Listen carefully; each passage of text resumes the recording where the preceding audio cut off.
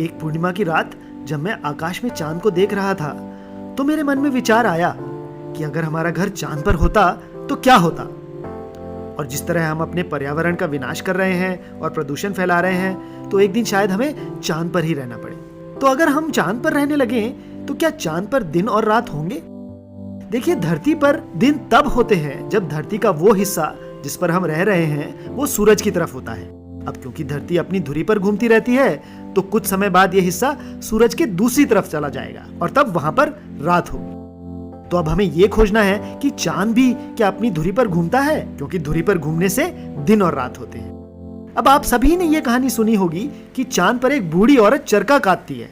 जब भी हम चांद को देखते हैं तो हमें चांद का एक ही हिस्सा दिखता है, वो हिस्सा जिस पर बूढ़ी औरत है। दूसरा हिस्सा कभी नहीं दिखता।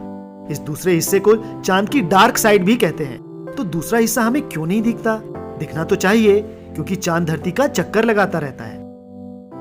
कल्पना कीजिए कि चांद धरती से बंधा हुआ धरती के चक्कर लगा रहा है। अब चांद का एक हिस्सा हमेशा धरती की तरफ होता है। बिल्कुल इसी तरह हमारे अंतरिक्ष यान भी धरती के चक्कर लगाते हैं। अब ये तो साफ है कि चांद धरती के चक्कर लगा रहा है, पर क्या वो अपनी धुरी पर भी घूम रहा है? हाँ, बिल्कुल। चांद की स्थिति में चांद का सफेद हिस्सा आपकी ओर है और चांद के काले धब्बे या ज्वालामुखी धरती की ओर है। धरतीवासियों को चांद के ये काले धब्बे ही दिखते हैं। अब जैसे चांद धरती का आधा चक्कर लगाता है तो ये काले धब्बे अब घूमकर आपकी ओर आ जाते हैं। धरतीवासियों को अब भी यही काले धब्बे दिख रहे हैं और ये धब्बे फिर से घूमकर आपसे दूर हो जाते हैं। तो इससे साफ दिखता है कि चांद अपनी धुरी पर भी घूमता है, कुछ इस तरह से जिससे धरतीवासियों को हमेशा चांद के काले धब्बे ही दिखाई दे।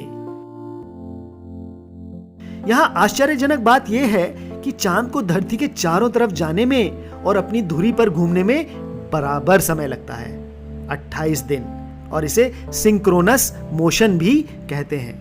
और इसी के कारण चांद का एक हिस्सा हमसे हमेशा छुपा रहता है और हम एक ही हिस्से को देख पाते हैं। चांद का एक हिस्सा छुपे होने का एक दूसरा महत्वपूर्ण कारण भी है। वो ये है कि चांद की धुरी बिल्कुल सीधी सिर्फ 1.6 डिग्री टेढ़ी है, जबकि धरती की धुरी 23.5 डिग्री टेढ़ी है।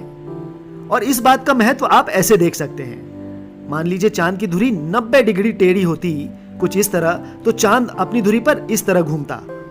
और अब चांद के धुरी पर घूमने की गति चाहे कितनी भी हो, धरती का आधा चक्कर 14 दिन में लगाने के बाद चांद का पिछला हिस्सा धरती से पूरा साफ दिखेगा और चांद की डार्क साइड नहीं होगी।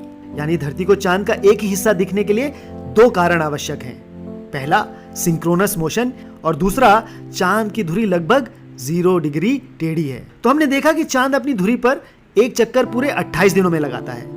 तो इसका मतलब यह हुआ कि उसका एक हिस्सा 14 दिनों तक सूरज के सामने और 14 दिनों तक सूरज के पीछे होता है।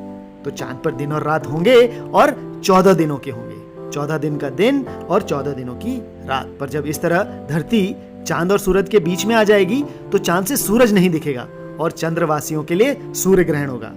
धरतीवासियों के लिए इस स्थिति में चांद नहीं दिखेगा और धरतीवासियों का चंद्र ग्रहण होगा। और सोचने वाली ये बात भी है कि हम धरतीवासियों के ग्रहण फिर 28 दिनों में क्यों नहीं होते?